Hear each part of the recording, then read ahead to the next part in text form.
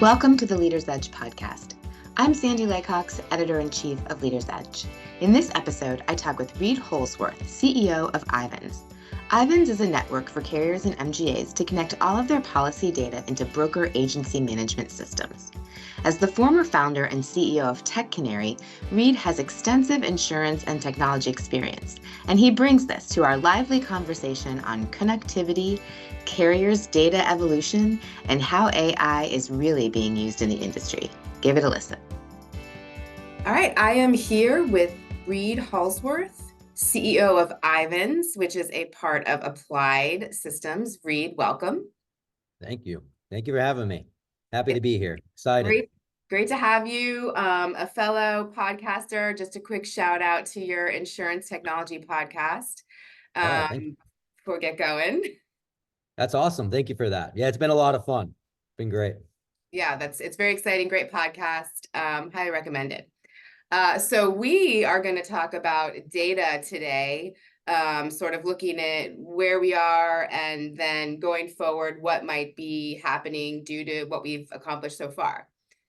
So let's start with just a brief explanation from you on IVANS, just for our listeners to catch up anyone who doesn't know what IVANS is. Yeah, I would say that probably most people don't know what IVANS is.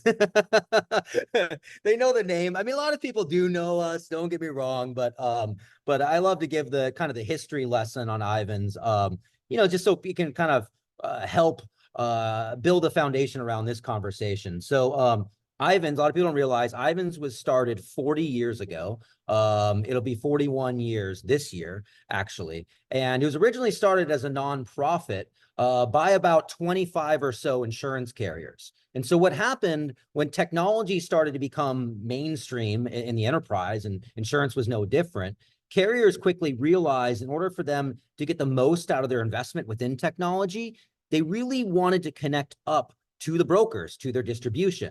And so why does that matter? Well, the carriers realized that if they could connect to the brokers, simply put, it would make the brokers' lives easier. So therefore, they would put more business with the carrier, right? So when the carriers kind of looked at each other and said, well, wait, yeah, why don't we just start connecting up to these systems? And by the way, it's also Applied Systems' 40-year anniversary. And they weren't even the first AMS out there. So there was AMSs coming on the market, even some like a little radar stuff that was happening. So a lot going on there. But the problem was for these carriers that to connect to all of those systems and to all those brokers, it's thousands of agencies, right? Hundreds of carriers, many systems. It's just this labyrinth of complicated connectivity. And so they said, do you want to do that? No, I don't want to do that. Do you want that? I don't want to do that. Who wants to do that, right? We're in the business of insurance. So they founded IVANS. And IVANS, it's actually an acronym, or it was. We rebranded about a year or so ago, but it stands for Insurance Value Added Network Services. So a lot of words. We don't do a whole lot of that anymore. But what we are is a network. And so speed that up to today. Today, IVANS connects almost 700. It's like 680 or so carriers and MGAs down to 38,000 agencies. Now, I like to think of that, call it 700 carriers and MGAs that are out there. People will say, but there's thousands out there. Not really. When you really break it down and you look at all the codes and everything, these are all the tier ones and 3 to all the way 4s and whatnot. So most of the independent channel, carrier-wise, is connected up to IVANS. And then the 38,000 agencies, those are accounts that we connect to. So, and just so you know, like we went through a big revamp at IVANS. IVANS went for-profit many years later, went through a couple of hands. Applied Systems picked it up 7-8 years ago or so. And it really kind of sat on a shelf collecting dust, frankly. And a few years ago in 2022, Applied Systems, Taylor CEO now, really decided to double down and make a big investment in IVANS. So at that time, actually, IVANS had about 400 carriers connecting down to about 28,000 agencies. So if you look from then till now, we're almost 700. But it's really like the universe. I like to think of P&C. So those are real agencies we're connecting to. So what is it? It's all their information. So if you're an agency and you bind business with the carrier, all that policy data is flowing through our pipes. We have, pending cancellation for, non-renewal, that flows through our pipes. First notice of loss, all the claims information, that flows through our pipes. Electronic documents, some snail mail that's going to go to you, that runs through the IVANS pipes. All the commission statements, and I like to talk about commissions, is so important. The thousands of pages of individual transactions, especially for you large brokers, that all flows through our network into your agency management system. So when I say runs through our pipes, it runs through our pipes and then connects up to these individual, typically agency management systems. I like to call them distribution solutions. So that data connects up to there. Why? So guess what? I, as an accountant, let's just say, I don't have to look at a 100-page commission statement and individually key in every single one of those individual transactions into my management system. The data goes in, the management system does its job, kicks off workflows, does all this heavy lifting. Again, going back to the original thesis of IVANS, carriers now, so we just had a very large, what was captive insurer, now going independent, right? Well, we've known about this for a couple of years here at IVANS. Why? Because they were our first call. Because when they started doing research on saying, hey, if I want to tap into the independent market, the IA said, well, that's cool, but you have to connect up to IVANS in order for me to write business with you. So it's become kind of table stakes at this point. So we have a lot of data, a lot of information that runs through our pipes. Sorry. Yes, before we move on from that, just a couple clarifying things. So if I'm an agent that's connected through IVANS and using that system, am I only working with carriers that are in that system, essentially? Our network. And then when I turn on my agency management system on my end, what am I able to like look at a client and see all of that information sort of laid out for me in a dashboard, and then I can sort of wrap my head around what that client is doing? Or is that kind of from the broker experience? 100%. So once you configure your agency management system, and this is another crazy fact, people don't believe this. People think there's 5 agency management systems out there. Today, we connect up to over 50 of them. Okay. Oh, wow. Yes. Right. I know. And so what we do is, so say you're an insurtech, say you're a digital broker, say you're a technology company that owns an agency management system, right? You connect to IVANS, we connect them up. So then when somebody purchases that said solution, it's pre-configured. You just turn it on, right? So now I write a piece of business with Travelers, Hartford, Chubb, whoever, name them, right? Liberty, and so on and so on and so on. Next Insurance is coming on live, like all these guys, right? When I bind that piece of business on the carrier site, so I go through the quoting side, and I can get in that too, because we play in that world too. I'm not going to get into that for this example, but I bind the policy with Next, let's just say. All of that policy information comes directly into my agency management system. Okay. So why is that important? Well, you could have your end users key that in manually and do all that. Well, then you have that whole fat finger thing. Maybe the data's not right. Things change over the duration of the policy. Hey, let's go personal auto policy. I just went from a Honda Accord to a Maserati, right? You need to have that in the system. Now, here's my current vehicle, right? Here's what's really going on. So we're connecting that in now actually real time with these carriers so that your system is always up to date with what that carrier has for that policy. So when you start to think about analytics and things like that, and we're going to get into some of this data stuff, as agencies, brokers are getting so much smarter around data, they're starting to look at it and go, well, wait a second, can I trust the data that I put in or my people put in? Or do I trust the data that's coming directly from the carrier system, which is the data that rolls through our pipes, right? Now, do you find that they are often doing both? Oh, 100%. Yeah. And there's things that we don't have. Like, we don't have CRM-ish information about a client, right? There's other things like sales type stuff that we don't have, right? But we have the core information of that. And so really it's kind of just keeping those systems in line. And then when you start to think about commissions and other things and all this stuff, it's when that, so say I'm living on an island, and a policy is pending cancellation for something, right? That transaction is going to flow in, hit your system, and then that system could have workflows. You could build custom stuff, whatever it is, that's going to kick off a process. Maybe it, sends a text message to the client or something. I don't know. I'm making, that's a little simple, stupid example, but you can start to like think about all the things and all of the automation that you can build as changes are occurring. Renewal. Hey, renewal comes down 90 days prior to renewal. What's the premium? Oh, the premium's the same or a little bit more. It's 5% more. I'm not going to rework that. We'll just auto renew that thing, right? Or wait, oh, the premium is way up or way down. Now I'm going to kick off a task with the CSR to go out to market and actually see if they can do something better for this. Maybe certain coverages didn't come in. Maybe they bound a policy and they want to verify that the information that they bound is actually correct and on the policy now. Same kind of thing. So there's all this stuff you could start to build around it. And the problem is the complexity. So many people like out there in the industry are like, well, everybody should just have APIs and carriers just have APIs. And like, okay, are you going to go and build that? You're going to go and build that and go and connect into that. And here's the thing. Those APIs are different. Every single carrier. Right. They're all different, if they even have them.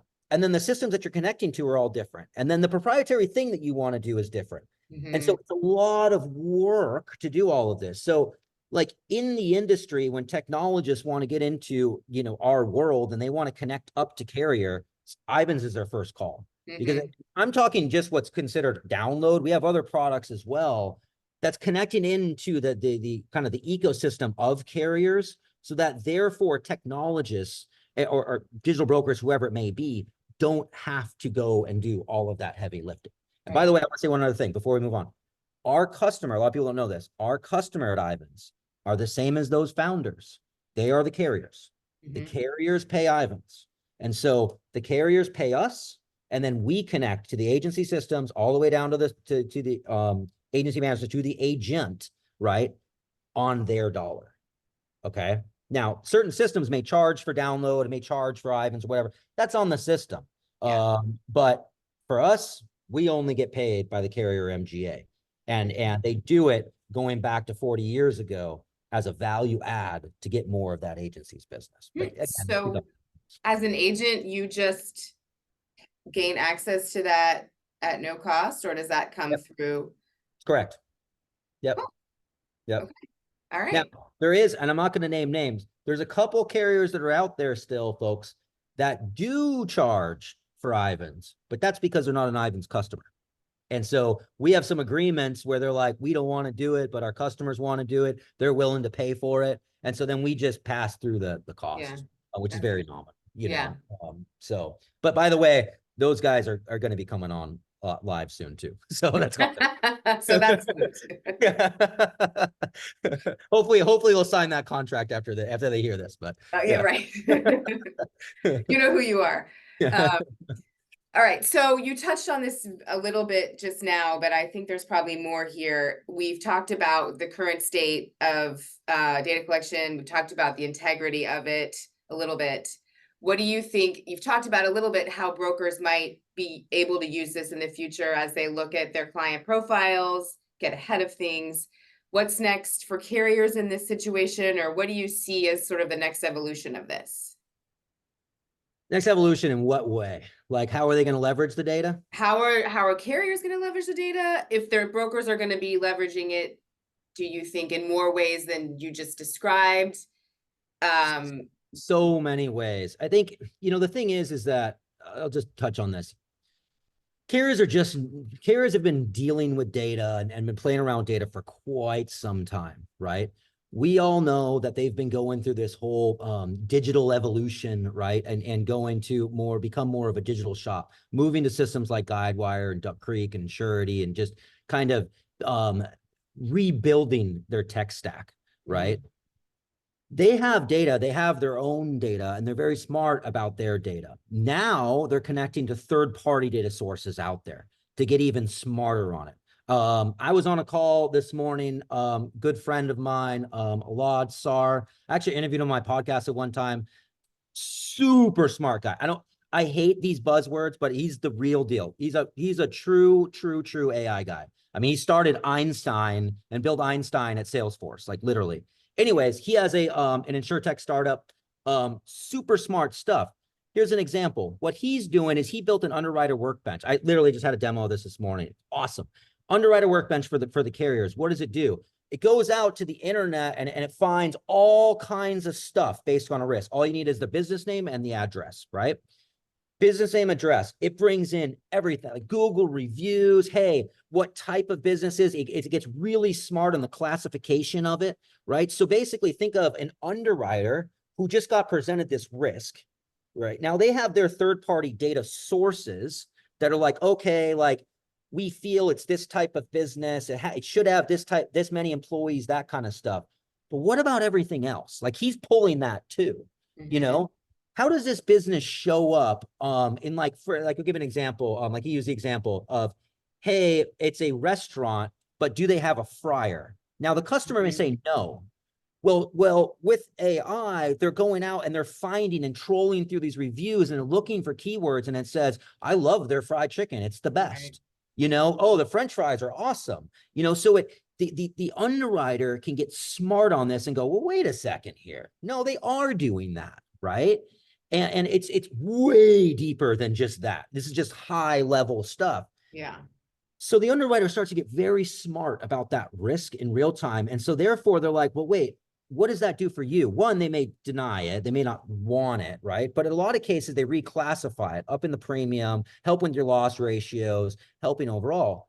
Now, I bring this example up because he's like, hey, Reid, this would work for the brokers too, you know? Because, you know, even on the front end for the brokers, one, I could go out and I could find all this information on these clients with a few bits of information, which gives me all of this information. You know, it gives me everything about them. I don't have to ask the customer. I can be very smart when I get on the phone with them. And I could properly classify this risk in that way. It's literally the same solution that the underwriter uses, given it to an agency, right? On the front end. And so the point is like, data is being used so differently now. It's kind of funny. And I'm giving this guy so many props because I was just on a call with him this morning, honestly. And he was like showing me all this stuff, but like even cool stuff, like, you know, he's connecting it to probably 20 of these language models. I mean, this guy's super legit. And one of them, they use ChatGPT. You could write a script. He has like a client. I forgot if they wrote a script or they just type it in. But they basically go through, they analyze the risk, they find out, you know, hey, this is a barbershop that serves alcohol, whatever, it's cool, blah, blah, blah, blah. At the end of it, they print out this whole PDF of all the information that they send to the customer. And then he actually has ChatGPT actually write a poem about the company to the customer. Oh my God. Right? And it's like cute stuff, right? It's razzle dazzle, but that's all right. Cool. I have a question. You know, right? That's a little much. But so here's my question.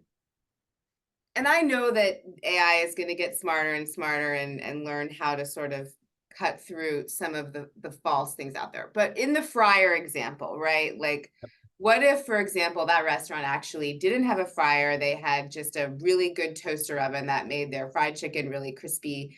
And, you know, they cooked it a different way and it actually wasn't a risk.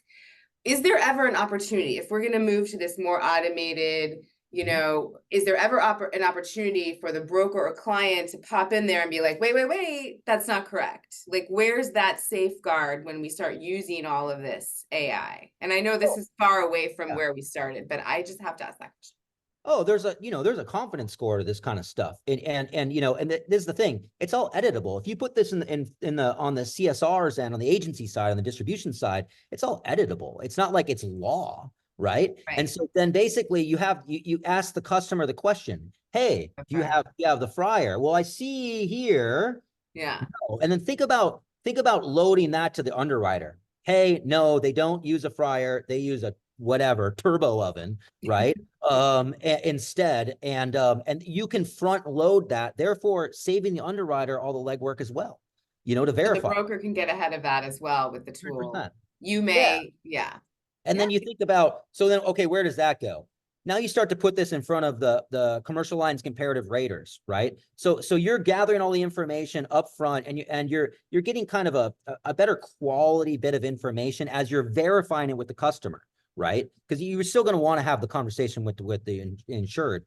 And so now you get all of that information, and now you can ship that to the rater, and now you can go bring it to market, and it's just you're saving a lot of time, and you're coming out the back end with what should be, in theory, a much cleaner risk going over to the underwriter. And then you can load the information back to the underwriter to help get it through. Therefore, obviously, I mean, it's important, a lot of people don't realize, is having that great relationship with your underwriter, because underwriters know who sends them bad business, and this kind of stuff helps that solve those issues. So yeah, I mean, it's all editable. I mean, it's not, a lot of people talk about AI and all this stuff, and I always talk about this, but like, I was up at ITC, I don't even know, a number of years ago, up on stage, and I'm not going to name names. There's up there a bunch of tier ones, and this is like when AI was becoming a thing, and we're spending millions of dollars and investing in this, and we have this whole team, and this, that, and the other, and I was kind of representing the distribution at the time. That was my role, and